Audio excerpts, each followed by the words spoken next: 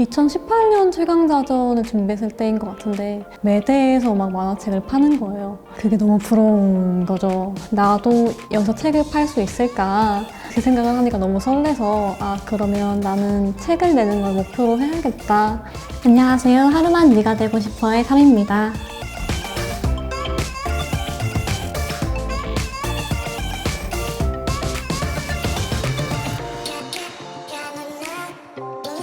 오늘 제 하루를 보여드리려고 하는데요.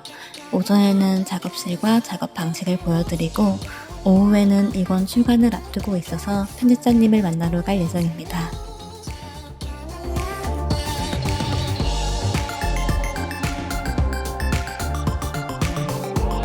전 사실 작업은 하루 종일 하는 편이고요. 정말 눈 떴다가 감았을 때까지 월요일에 마감을 하고 작업을 일어나면은 화요일에 독자님들이 밤사이에 보내주신 감상문이 이렇게 DM으로 와 있어서 그걸 좀 읽으면서 하루를 시작하기도 하고요.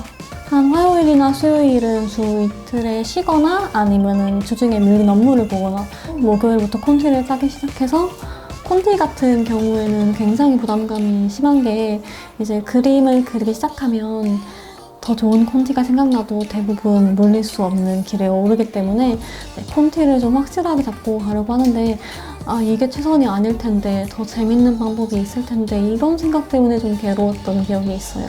거의 작업을 병행하는 경우가 많아요. 콘티를 짜면서 이제 스케치를 하고 이제 이걸 어시님들께 넘기면 어시님들께서 또 밑색을 부어주시고 배경을 넣어주시고 하기 때문에 어시님들께서는 보통 금요일, 토요일, 일요일 이렇게 3일 일해주시고 계세요. 저 하나에 한 두세 장면 정도는 딱 중요한 장면이라고 집어넣고 그쪽에 퀄리티를 엄청 올려서 그리는 편이에요.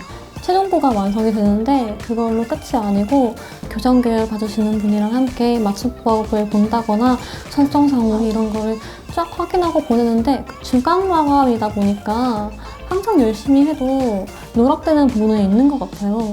편집부에서 메데이아 눈밑 점이 빠졌다는 걸 굉장히 잘 챙겨주셔서 저는 콕콕콕 받고 있습니다.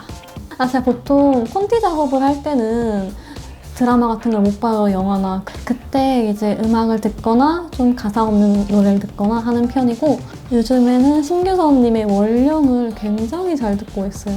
특히 이런 가사 있는 노래 같은 경우에는 들으면 영감이 오는 경우가 있는데 원령이 너무 좋아서 푸시케 서사를 짤 때 도움이 됐다고 해도 되려나? 제가 지금 이사를 10월 달에 왔는데 장기적인 작업에 최적화하자라는 생각이 제일 많아져서 장비들도 좋은 걸로 갖추고 신티크나 모니터가 있고요. 와콤 신티크 32 터치가 되는 방식이랑 노터치 방식이 있는데 저는 터치 방식을 사용해서 좀 더 이렇게 작업하기 원활하게 하고 있는 편이고요. 보통 작가님들이 2개쯤 쓰신다고 제가 알고 있는데 여기 신티크로 본 작업을 하고 또 이쪽으로는 자료 화면을 보고 이쪽으로 영화를 틀어놔요. 제가 항상 작업하면서 영화를 많이 봐서 클립 스튜디오 저도 사용하고 있고 이번에 웹툰에 최적화된 업데이트를 해가지고 편하게 사용하고 있습니다. 이쪽에는 만화책도 있고 또 작법서 위주로 준비되어 있어요. 저는 보통 이북도 많이 모으는데 여기서는 이제 완전히 작업만 하고 싶어서 제가 정말 좋아하는 책들 여기 해놨다가 콘티가 너무 안 풀리거나 할 때에 한 권씩 꺼내서 읽는 편입니다. 아래층이 한국만화고 위에가 일본만화고 이게 리뉴얼돼서 애장판으로 나왔길래 한번 싹 질렀습니다. 달빛천사는 저희 딱 제 나이 또래 분들의 마음의 고향이 아닐까. 저도 톱니버스로 엄청 많이 챙겨봤거든요. 그 오른쪽에는 이제 대학일기 작가님께서 선물해주신 책이랑 미나님께서 선물해주신 책, 그리고 문학동네 세트.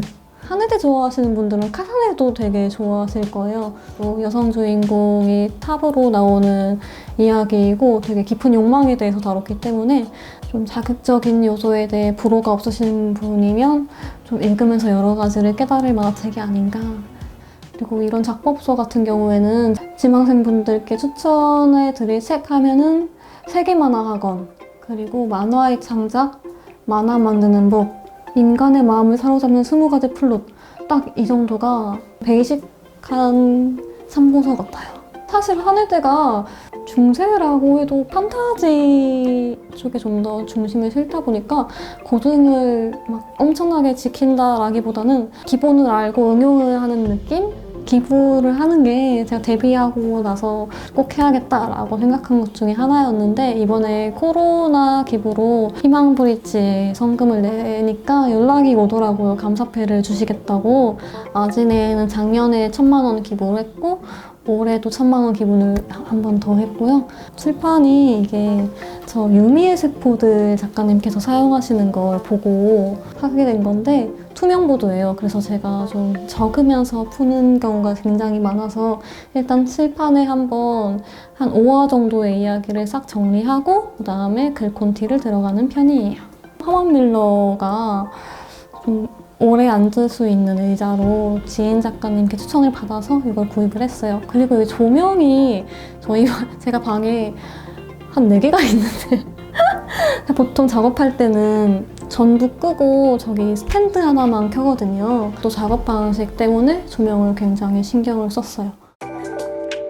독자님들께서 한혜대를 보고 웹툰을 그리기 시작했다. 제 꿈이 웹툰 작가가 됐다라는 말씀들을 굉장히 많이 하세요. 저도 그랬거든요. 미치 작가님의 340일간의 유예를 굉장히 인상 깊게 읽었어요. 완결이 났을 때 작가님께서 후기를 올리셨는데 그 과정들이 너무 생동감 있고 재밌어 보이는 거예요. 마치 제가 그 340일간의 유예라는 작품을 만든 것처럼 너무 재밌고 매력이 있어서 나도 이런 웹툰을 그리고 싶다라고 생각한 것 같습니다. 제가 아마 대중분들께 처음으로 작품을 선보인 건 2018년도에 청이록이라는 작품이었는데요. 이제 만화라는 거는 내가 재밌으면 된다고 생각을 했어요. 그래서 심의권에서 탈락을 그때 아마 본격적으로 제가 부족한 게 뭘까라는 연구를 굉장히 많이 했고 그것까지 챙겨서 잡은 게 한혜대였는데 로판이라는 장르가 거의 정점에 올랐을 때 한혜대를 기획하기 시작한 것 같아요. 그때 이제 사람들이 간간히 하시는 오해가 네이버에서는 뽑는 장르가 따로 있다. 뭐 예를 들어 학교폭력물이라던가 좀 자극적인 이런 걸 좋아하지 않느냐라고 인식을 가지시는 경우가 많은데 상위권에 있는 작품이 그렇다 보니 생기는 오해이고 사실은 연재처 중에서 제일 많은 폭넓은 장르를 연재하는 곳이거든요. 네이버라는 포털에서 원할 것 같다라는 생각을 했고 그래서 약간 맨땅에 헤딩을 하는 식으로 연재를 했는데 로판에서 잘 나가는 키워드 같은 것을 분석을 하고 독자님들의 의식의 흐름 같은 거를 파악했던 것 같아요. 약간 보통 이런 착한 여자와 나쁜 여자가 나오면 당연히 둘이 라이벌일 거고 뭐 이런 구도를 예상하실 텐데 여기서 반전을 주면은 새롭겠지 이런 느낌도 있었고요. 클리셰적이다라는 말을 사람들이 비하하는 목적으로 주로 쓰는데 클리셰는 사실 사랑받기 때문에 클리셰가 된 거거든요. 그래서 저는 그런 클리셰적인 요소를 한번 반전을 주어서 재미를 더하고 싶다라는 게 있었고 그리스 로마 신화에 나오는 신들 이름을 사용하는 이유는 로판이 굉장히 많은데 이제 이름들이 다들 어렵다 보니까 사람들이 이름을 잘 기억을 못하는 경우가 또 많아요. 그래서 대중들한테 알려진 이름으로 시작을 해서 푸시케아 메데이아로 딱 짓게 됐습니다. 15화쯤에 반응이 좀 더 폭발적으로 좋았던 화가 있었죠. 그 이후에 이제 이 독자분들을 이끌어가야 한다는 부담감 때문에 여기서 좀 많이 힘들었던 것 같아요. 다른 프로 작가님께 만나서 상담도 했고 제가 20화 이후를 그리는 게 좀 어렵다라고 말씀을 했더니 원래 신인 작가분들이 제일 딜레마를 겪는 화 수가 그 정도다 라는 조언을 또 해주셔서 글콘티도 3번, 4번 갈아엎고 연습장 4장에 빽빽히 쓰고 독자님들도 솔직하게 반응을 해주셨던 것 같아요. 그때가 지표가 안 좋았고 요즘은 다시 잘 되고 있습니다. 과분하게 사랑을 많이 주신 덕분에 정말 출간제가 빨리 왔어요. 네이버 웹툰 팀에서 도움을 많이 주셔가지고 이제 출판사는 이런 곳에서 제의가 왔다. 어떤 출판사는 이게 장점이다. 이런 말씀을 해주셔서 그거 듣고 문학동네가 제일 괜찮겠다 싶었고요. 또 문학동네 사이트에서 파는 책 라인업 봤을 때도 연락해줬는지 알겠다 싶은 마음도 있었고 좋은 책을 만들어주실 것 같아서 선택을 했습니다.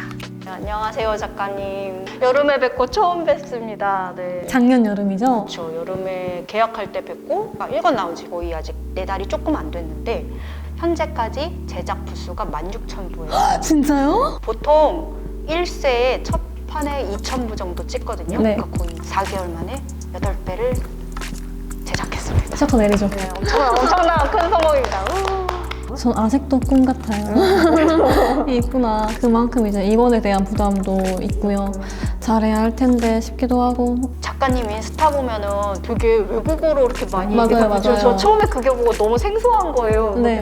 어떠세요? 그 반응이 한국 독자들하고 좀 달라요? 그런 분들은? 저 아직도 와요. 해외에 영어 버전 좀 내달라고 직구 같은 거 하시기도 하고. 어느 나라 분이 많으세요? 북미랑 태국이랑 인도네시아 이렇게 아예 웹툰 베스트 댓글에 써있기도 했어요. 이게 작가의 계정이다. 이쪽으로 와서 연락해라 막 이런 연락해라. 저희가 특별판에 되게 여러 가지 그 아이템을 많이 만들어 봤잖아요. 감사하게도 대부분 다 반응이 좋았어요. 제일 반응이 좋았던 게 아무래도 이거 특별판 별책 프로 작가가 본인의 만화를 본인의 도인지를 그렸다라고 해가지고 이제 웹툰 연재랑은 다른 거의 출판 형식으로 됐었는데 어떻게 보면 작가님한테는 새로운 시도? 작업 중에 하지 않는 일을 하신 거잖아요.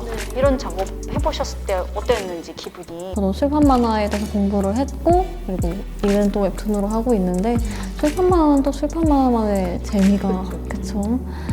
예를 들어 이렇게 페이지를 펼치면 여기에 딱 재밌는 게 나오고 여기에 궁금하게 끝내는 끊어주는 맛이. 페이지를 이제 못 멈추게 한다 막 이런 게 재미도 있었고 저 웹툰 같은 경우에는 좀 이 부담이 커서 한 컷 한 컷이 재밌어야 된다라는 게 있었는데 아무래도 별책 부록이다 보니까 저도 좀 연출을 즐기면서 금방금방 했던 것 같아요. 이권의 구성이라든지 작업 일정 같은 거에 대해서도 얘기를 좀 나눠야 될 것 같아요. 일단 이권은 다들 예상은 하시겠지만 푸시케입니다. 맞습니다.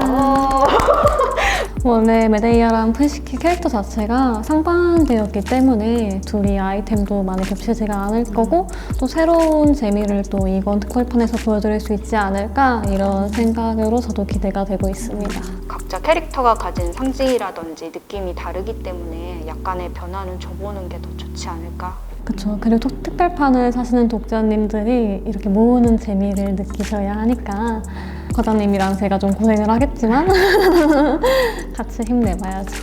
잘 부탁드리겠습니다. 네, 작업 때 뵙겠습니다. 네, 고생하셨습니다. 네. 북새통이 약간 홍대에서 메카잖아요. 만화를 좋아하는 사람들이 약간 아지트처럼 지하로 깊이 들어가서 이것저것 만화도 자주 사고 홍대 가면 들르고 그랬는데 지망생일 때 2018년 최강자전을 준비했을 때인 것 같은데 매대에서 막 만화책을 파는 거예요. 그게 너무 부러운 거죠. 나도 여기서 책을 팔 수 있을까 그 생각을 하니까 너무 설레서 그러면 나는 책을 내는 걸 목표로 해야겠다 라는 생각을 했는데 저는 하루만 네가 되고 싶어를 그릴 때도 읽는 독자님들이 메데이아를 보면서 용기를 얻었으면 좋겠다 그런 생각을 종종 하거든요. 그래서 만약에 웹툰을 꿈으로 하고 계시다면 스스로 그릇을 너무 낮게 보지 마시고 꿈을 높게 가지고 자신을 믿는 시간을 가지셔도 괜찮을 것 같아요.